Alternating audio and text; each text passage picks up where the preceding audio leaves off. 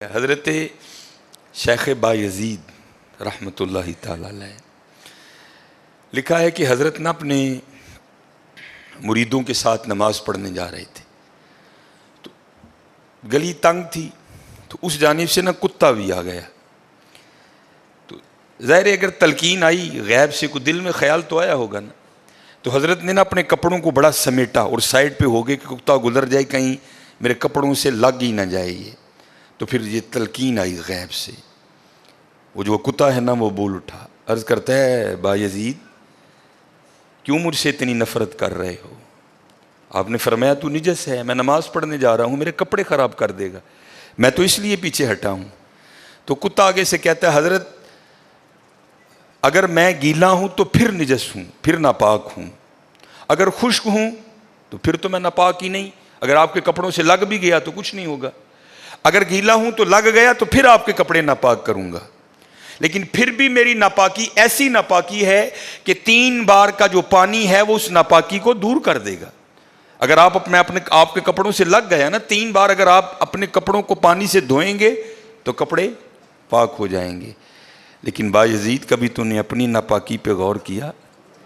میری ناپاکی تو وہ ہے جس کو 3 پانی دور کر دیتے ہیں, لیکن تیری ناپاکی تو وہ ہے جس کو 7 سمندروں کا پانی بھی نہیں دھو سکتا. جا کے پہلے اپنی ناپاکی دور کر. ہاں حضرت یہ اندر کی ناپاکی. اور کیونکہ بات ان سب بابوں کی ایک ہوتی ہے, انداز جدا ہوتے ہیں, تو پھر یہی بات حضور بلے شاہ رحمۃ اللہ تعالیٰ نے کس طرح لکھی. آپ فرماتے ہیں پھلاں داتو عطر بنا, پھلاں داتو عطر بنا, عطر دا پھر تو کڈ دریا, دریا وچ پھر تو ڈبکیاں لا. ذرا بات کی گہرائی تک جانا. حالا عطر کیا ہے؟ تھوڑا سا شیشی پہ لے کے اپنی ہتھیلی پہ لگایا, اس طرح کر کے جسم پہ لگا دیا, جہاں سے گزرو گے وہاں سے بھی پتا چلے گا اس بندے نے عطر لگایا ہے. اگر تھوڑی امپورٹڈ شیشی ہے تھوڑا سا خود پہ سپرے کر لو, جہاں سے گزرو گے وہاں سے بھی پتا چلے گا کہ اس نے عطر لگایا. عطر تو اتنا سا بھی ہو تو وہ بو کو دور کر دیتا ہے, ختم کر دیتا ہے وہ. لیکن کتنا گہرا مصرع ہے, پھلاں دا تو عطر بنا, عطر دا پھر تو کڈ دریا.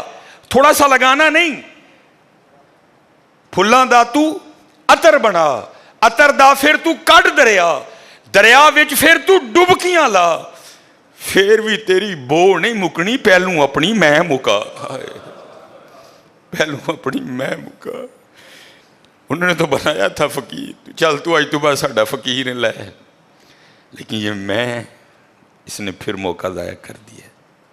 میں حضرت پھلاں دا تو عطر بنا, عطر دا پھر تو کڈ دریا, دریا وچ پھر تو ڈبکیاں لا, پھر بھی تیری بو نہیں مکنی, پہلوں اپنی میں مکا. اور جس نے مکا لی حضرت اس کا کام بن گیا. وہ تو ہے ہی کریم.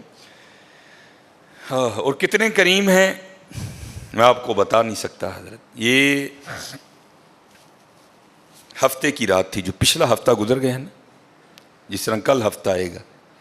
یہ بھٹر میں پروگرام تھا, تو پروگرام پہ گئے, وہاں سے مجھے آتے آتے نا تقریباً 12 بج گئے. جب میں گھر آیا نا تو چھوٹا بیٹا میرا, سب سے چھوٹا ابراہیم, بڑا رو رہا تھا. تو ماں اس کو چپ کرانے کے لیے نا وہ ٹہل رہی تھی, اس کمرے سے اس کمرہ, اس کمرے سے اس کمرہ. تو وہ کہتی ہے کہ شاہ کے بعد کی اس کی طبیعت خراب ہے, مسلسل رو رہا ہے, میں نے بڑا چپ کرایا, نہیں کر رہا, تو اس طرح کریں اس کو کسی ہاسپٹل لے چلتے ہیں. میں نے کہا چلو. ہم خدمت لے گئے, اور ڈاکٹر نے چیک کیا, اس نے کہا بچے کا گلا خراب ہے, اور جب بھی بچوں کا گلا خراب ہوتا ہے نا ساتھ پھر ان کے کان میں بھی درد ہوتی ہے, اس کے کان میں درد ہے اس لیے رو رہا ہے. اس نے وہ دوائی وغیرہ انجیکشن وغیرہ لگائے, اس کے کان میں ڈراپس بھی ڈالے. لیکن میں نے کہا نہیں, میں آدھا گھنٹہ ویٹ کروں گا, بچے کی جب طبیعت سنبھلے گی نا میں پھر ہی گھر لے کے جاؤں گا. ہم وہاں بیٹھ گئے. خیر بچے کی طبیعت سنبھل گئی, ہم لے کے نا گھر آ گئے.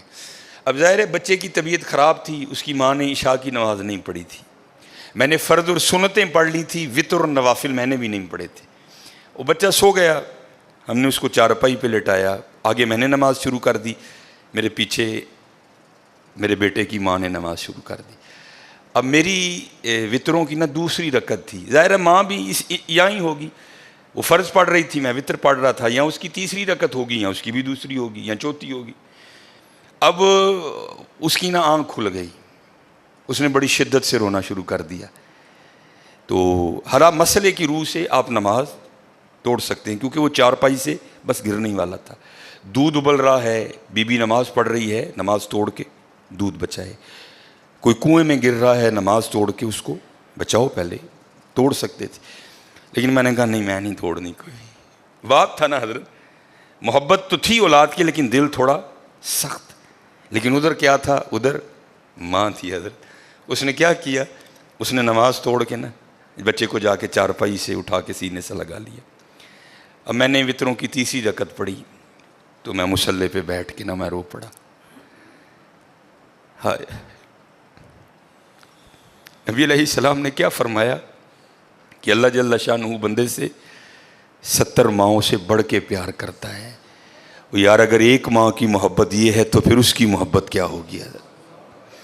اگر ایک ماں کی محبت یہ ہے کہ اس نے نماز توڑ کے بچے کو سینے سے لگا لیا، تو پھر تصور کرو حضرت، جو 70 ماؤں سے بڑھ کے پیار کرتا ہے اس کی محبت کیا ہوگی. لیکن بات پھر وہی ہے حضرت، ہم تو مائل با کرم ہیں، لیکن کیا ہم تو مائل با کرم ہیں، لیکن آگے سے کیا؟ جب یہ وہ بچہ تھا نا، میں نہیں تھی حضرت اس میں. وہ تو پوری شدت سے رو رہا تھا، مجھے بٹھاؤ، مجھے اٹھاؤ، مجھے بچاؤ، مجھے بچاؤ. شدت تھی نا حضرت، اس شدت نے ماں کو مجبور کر دیا کہ اس نے نماز توڑ کے بچے کو اٹھایا. یہاں بھی جب شدت آتی ہے نا حضرت، تو پھر دریائے رحمت ایسا جوش میں آتا ہے کہ بگڑی بن جاتی ہے حضرت. لیکن پھر کیا ہے؟ ہم تو مائل با کرم ہیں، کوئی سائل ہی نہیں.